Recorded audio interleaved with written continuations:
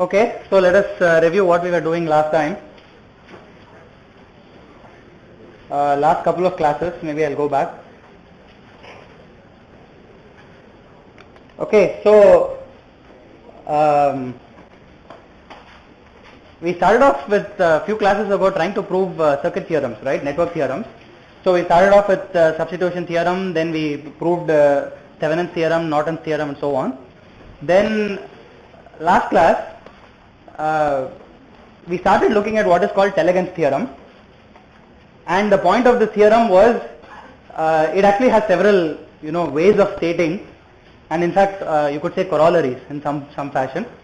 The primary statement, right, says that if you have a network, okay, with some B branches, okay, and over all these branches you sum Vk and times Ik, right? So for every branch will have a voltage across it and a current through it, right? So you take sigma Vk Ik over all branches, okay, and that if you try to find an expression for it, okay, that will end up being 0. That is the primary statement of Telegen's theorem, and that seemed to make intuitive sense because in fact 2 classes ago when I actually mentioned this, asked you to do this as a homework, somebody mentioned conservation of power and conservation of energy and so on. That is absolutely right. So that is the significance of sigma Vk Ik. How do you prove it? What we did last class, okay, we said let us say you name all the nodes, right, some 1 to n. So if you take any branch which stands for a particular element, it's between some 2 nodes k and l, and what we are trying to find out is this quantity, okay, sigma Vkl Ikl, right, and this of course is over all branches, not over n. Okay, what I did, this Vkl was basically the voltage across any particular branch, and that can of course be written as Vk minus Vl, okay,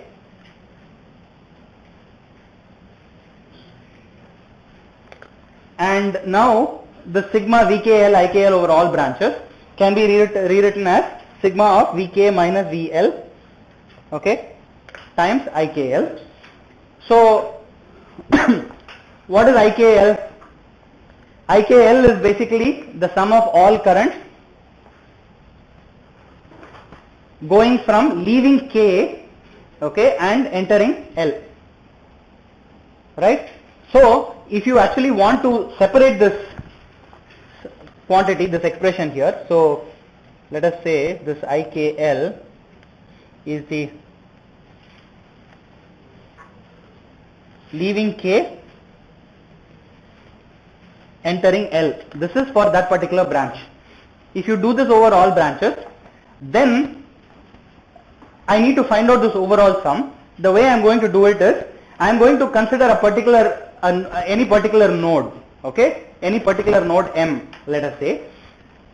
The voltage of that node M, Vm, can appear in either of these 2 positions. When you start breaking up the branches as corresponding to the 2 nodes, okay, it can appear in either of these 2 positions, right? It can be either some Vm minus some other node voltage times the current leaving M entering the other node, or this M could actually be the node that is receiving the current from some other node, right? It could appear in either of these 2 positions.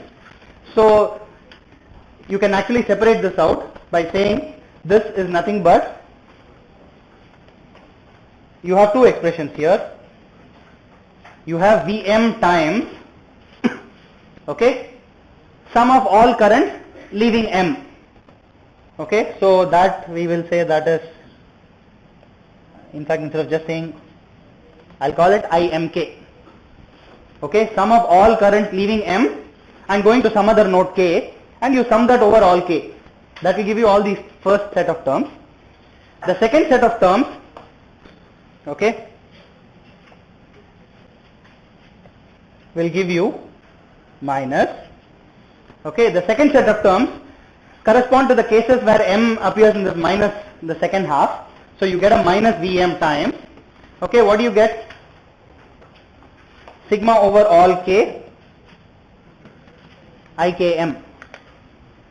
Correct? That's what you'll get. I'll just fix the notations from last class. Right? What is this expression? What is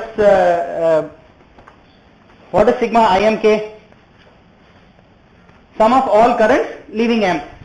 That is what sigma IMK is. What is sigma IKM? Sum of all currents entering M from some other nodes. What is the relationship between these two? They have to be equal, right? By KCL, you know that sigma over all K IMK should be equal to sigma over all K IKM. Correct? Sum of all currents entering the node should be the same as sum of all currents leaving the node. This is for any particular node M. Okay? Now what you have to do is you take this and so this is okay, this itself is 0 for every M, and you do this for all M. Okay, and what will you get? You will get this to be 0. Okay, that is the basic proof of Thevenin's theorem, sigma Vk Ik is equal to 0. So that is your first statement. Okay. Now the second statement says, suppose I take two graphs. Okay, so basically two networks which have the same graph. Okay, I take two completely different networks that have the same graph. In other words, the same topology, same number of nodes, same number of branches. Then what happens?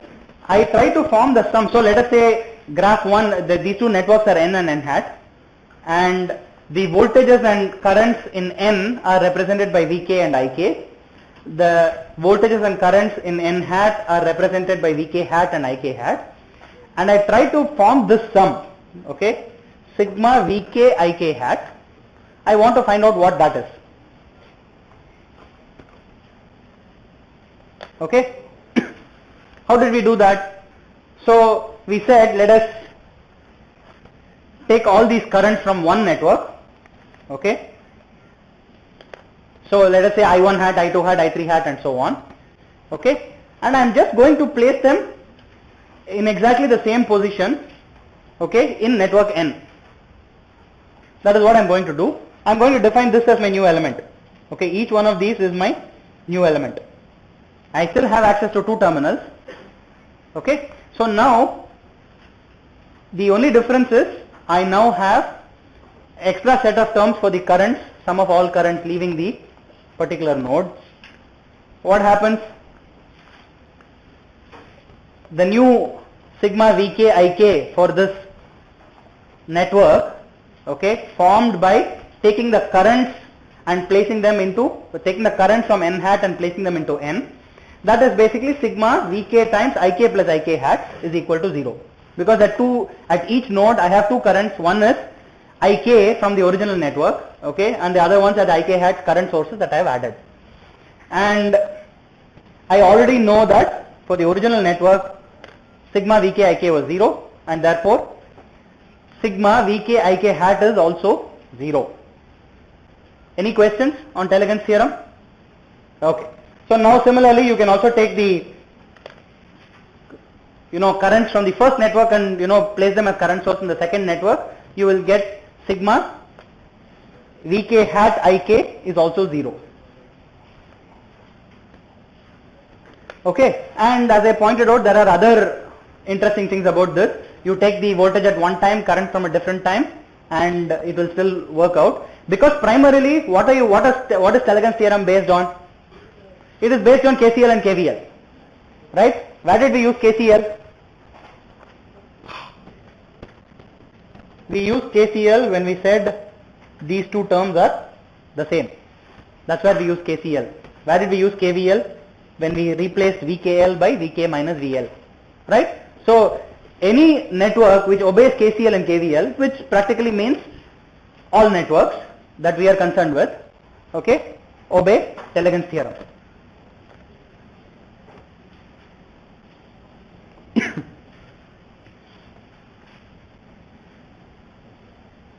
Okay, after that we started off with slightly different aspects.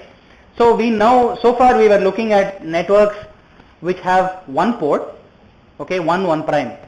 One pair of ports is what we were looking at. Now we want to start looking at networks which have 2 pairs of terminals. These are what are called 2-port networks.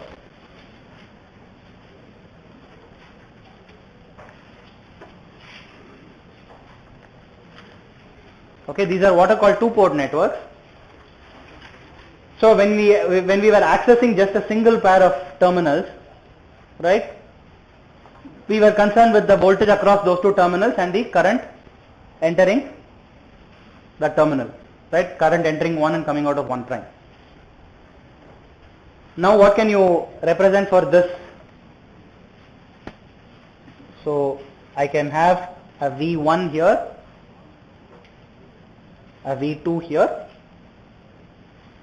I1 here and I2 here. Right. So these are what are called 2-port networks, and they are basically described by the relationships between V1, V2, I1 and I2. I have 4 quantities of interest. If I had a 1-port network,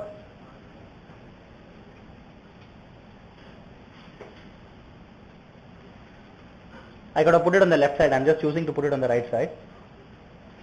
So what are the quantities of interest? I have V1, I have I1. Okay, now I have 2 quantities of interest. So I'll call you N prime. In our particular case, we started off with a purely resistive network.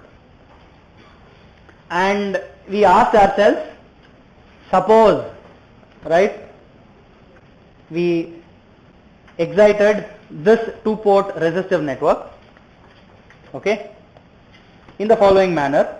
So I am first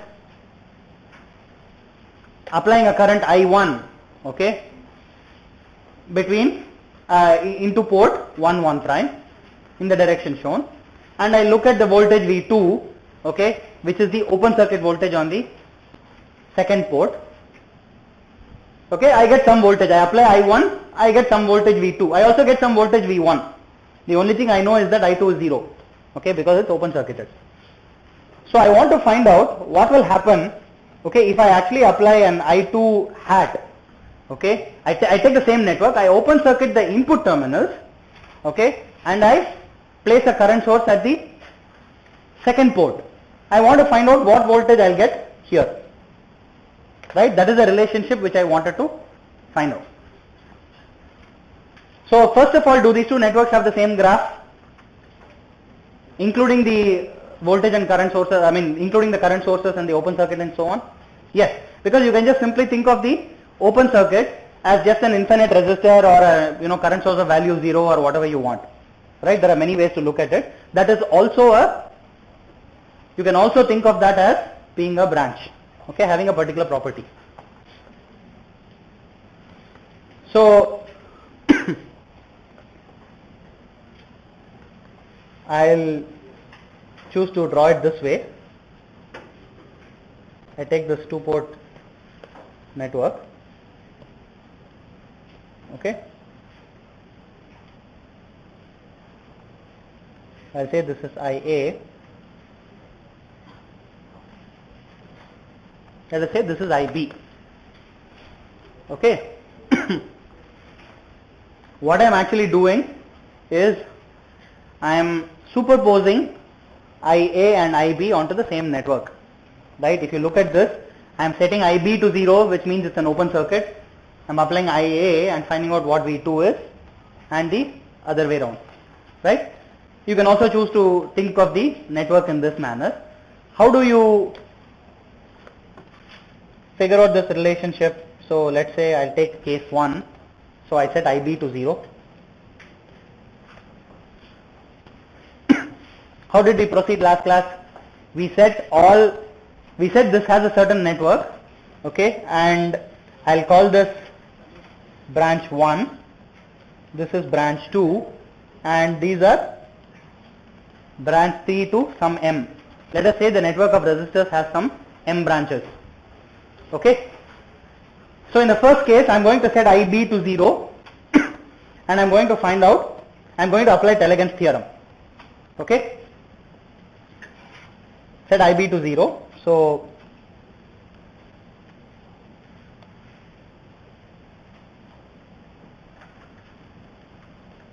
I have IA, B2. So how will you write Telegan's theorem for this case?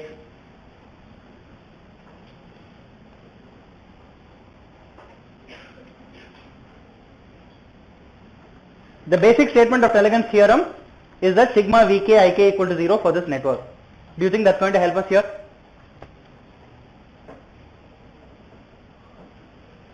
Probably not, because that is basically saying that this is just resistors. The source is producing some power. The network is consuming some power. In the second case, you are doing something else. You are exciting it with a completely different source. So that's probably not going to help us. So what we need to do is build case 2 and use the second and third statements of Telegan's theorem. So let's build case 2 also. So case 2 is IA equal to 0.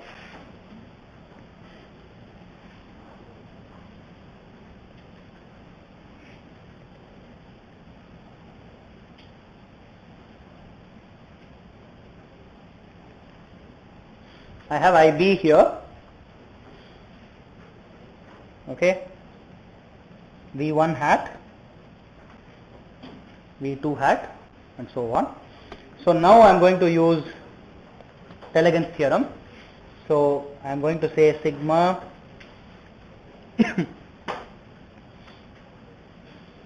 Vk Ik hat equal to 0. So that's the first case I am going to look at. Sigma Vk Ik hat is 0, where k corresponds to setting IB equal to 0. Vk Ik correspond to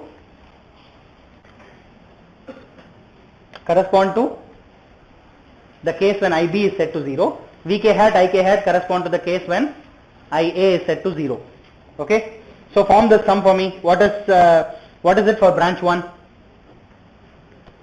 It's V1. Okay. Times Ik hat. What is Ik hat? 0. Plus, what is it for branch 2? V2 times minus IB. Okay, very good. Plus, okay, sum over 3 to m.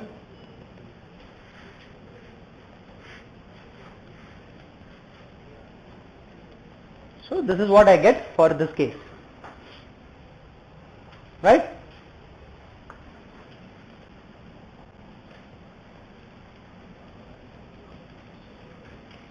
Now I'll also form this sum.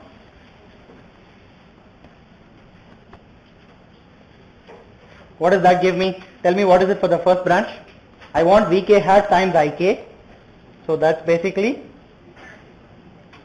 V1 hat times minus Ia plus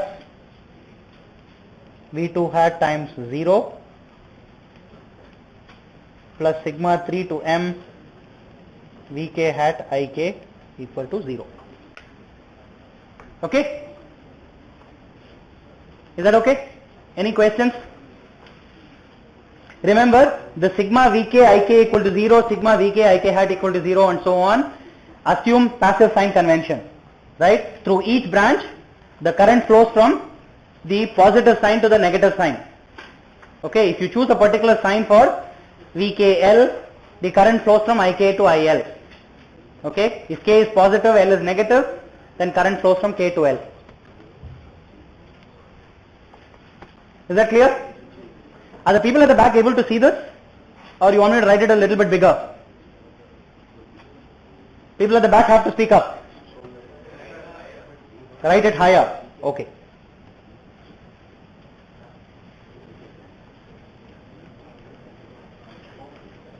So this is the first sigma Vk Ik hat equal to 0. Right? So that gave me V1 times 0. Okay? plus V2 times minus IB plus sigma 3 to m Vk Ik hat is 0. Okay. The second case, I am forming the sum sigma Vk hat Ik equal to 0. So that basically gives me V1 hat times minus Ia plus V2 hat times 0 plus sigma 3 to m Vk hat Ik equal to 0. Okay. Now what do? I need to now find a relationship between quantities of interest. What do?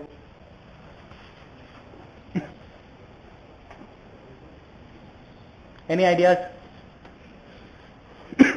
So again you have to go back, right? Now what all properties have you used? You have used Telegan's theorem, okay, which is basically KVL KCL, right? So that's what you started off with, right? It uses certain properties, right? So you have used those. Is there any other property that we need to use? There is one more important property, which is what we said the network consists of, which is that it's purely resistive. Okay, the network just consists of bunch of resistors, right? So what does that mean? There is each branch or each element has a relationship between the voltage and the current. Okay. So now if you have some KL and this is some resistor, okay, there is a relationship between the current through this and the voltage across this. What is that? So the third relationship, N is resistive. So what does that mean?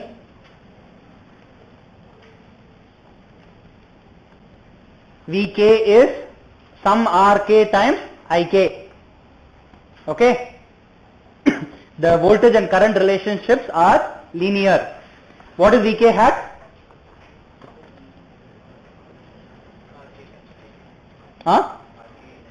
Rk hat or Rk? Why is it Rk hat? Who said Rk hat and why? It's a purely linear resistive network, right? I apply a voltage 1 volt, somewhere I get 2 ampere, some resistor has 2 amperes across it, 2 amperes through it. If I apply 2 volts, I'll get 4 amperes, right? The network is exactly the same.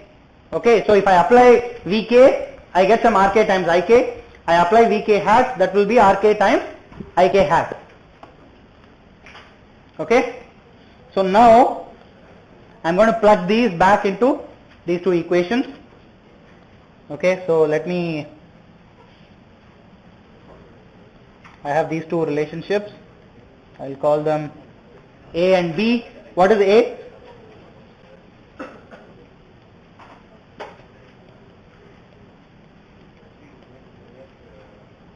A is nothing but sigma 3 to m Vk Ik hat. Okay, so this is 3 to m Rk Ik hat. Okay, what is term B? 3 to m Vk hat Ik. It's Rk Ik hat Ik. What is the relationship between these two? They are equal.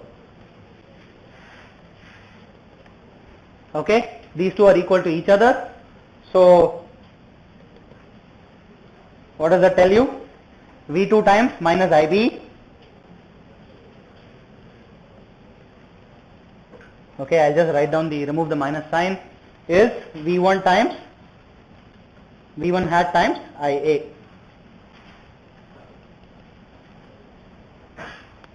Is that clear? Or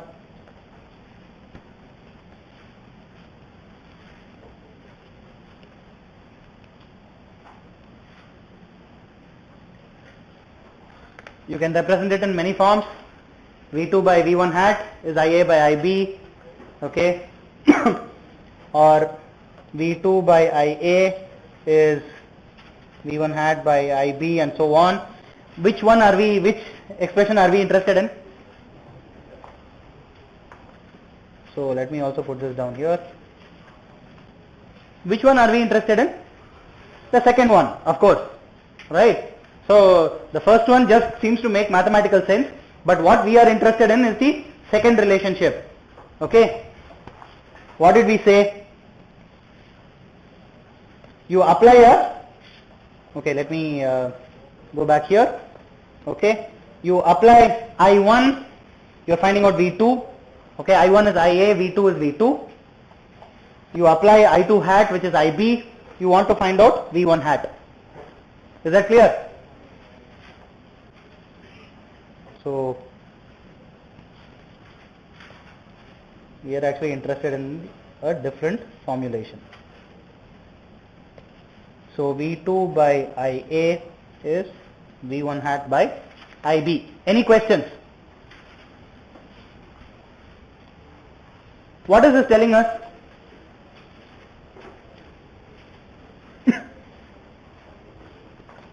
In a very raw sense,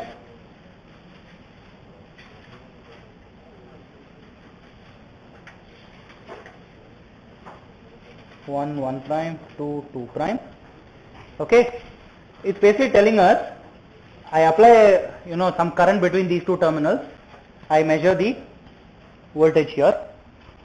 Okay, I get some voltage.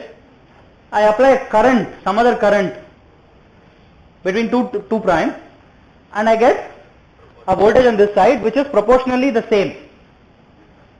Okay, so this particular result is what is called reciprocity theorem. Okay, and such networks are called reciprocal networks. Okay, so this is called reciprocity theorem, and you have networks that obey reciprocity theorem.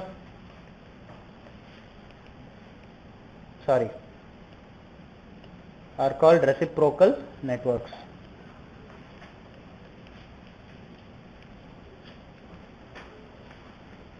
Any questions on this? So again, we have used Telegon's theorem to prove reciprocity theorem. So what this is telling is, in some sense, you have this two-port network. Okay, I will loosely call the transmission parameter. The cause is applied to the first set of ports. The effect is seen at the second set of ports. Okay, if you have a reciprocal network, you apply the cause between the second set of ports, and you will see the effect, a proportional effect, okay, at the first port. Is that clear? Okay. Okay, now any idea what other elements can be part of this network? We started off with resistive network. What happens if you put in, can you put in voltage and current sources, independent voltage and current sources? Of course you can't, they are not even linear, right? Okay. Can you put in control sources?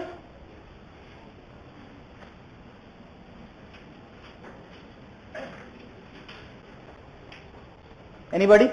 Yes, you think you can put in control sources? They are linear, correct. But are they reciprocal? Why not?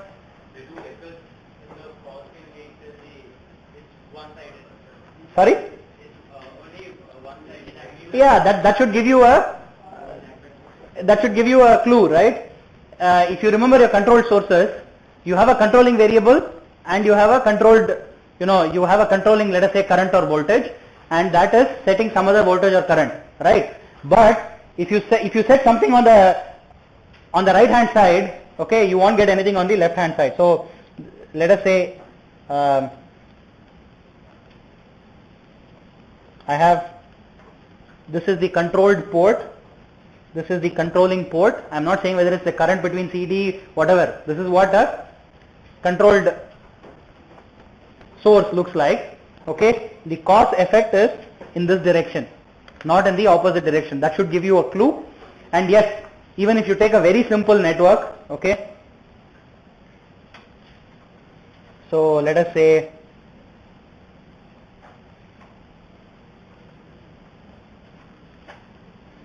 this is your network N.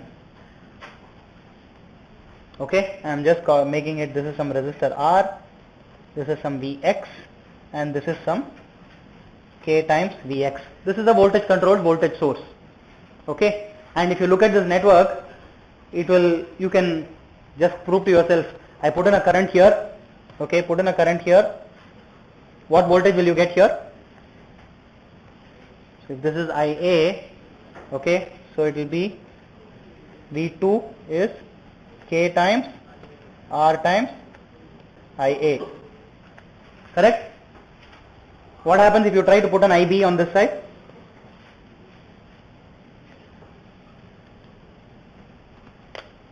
Of course, the cause effect relationship doesn't go the reverse way inside the controlled source.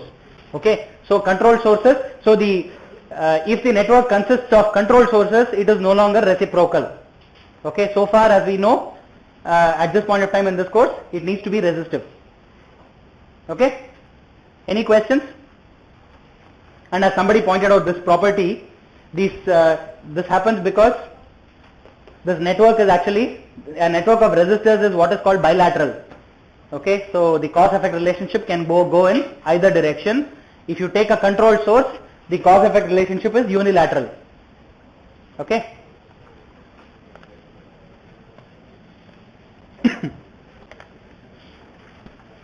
And you will actually see more of these kinds of unilateral networks, okay, in further courses, in the future courses on analog circuits.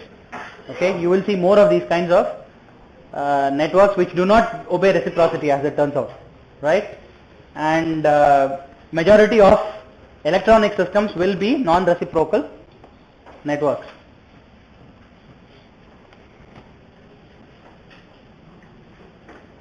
Okay, so since we have we'll continue with 2 ports tomorrow. I just wanted to touch on 2 things, right? The first one was this business about modified nodal analysis. Okay, so I think a lot of you are stressed out about this. Now,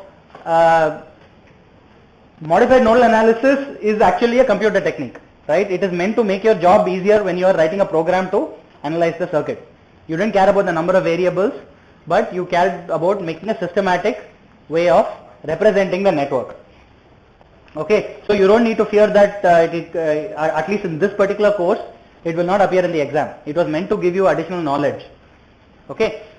Secondly, there were lots of doubts on how to build this. I know what a stamp means and how to build this modified nodal analysis matrix. The primary point is I'll go back to the lectures where we actually studied this stamp. See, the point is we built the stamp for a whole bunch of elements. We had a current source, okay, a resistor, a voltage source, and so on. Okay. Then we did so for controlled sources. The point is the stamp of this particular element is independent of the network.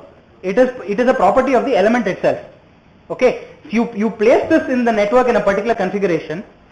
So for example, I could take this,